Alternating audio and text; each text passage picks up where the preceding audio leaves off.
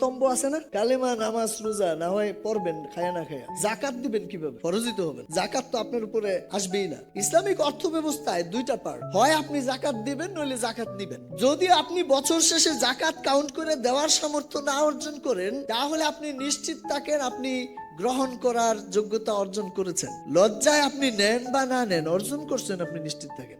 Islamic অর্থ ব্যবস্থায় দুইটাই ভাগ। তাহলে জাকাত দিতে পারাটার জন্য আমাদের ফিনান্সিয়ালি সাউন্ড হওয়ার দরকার আছে।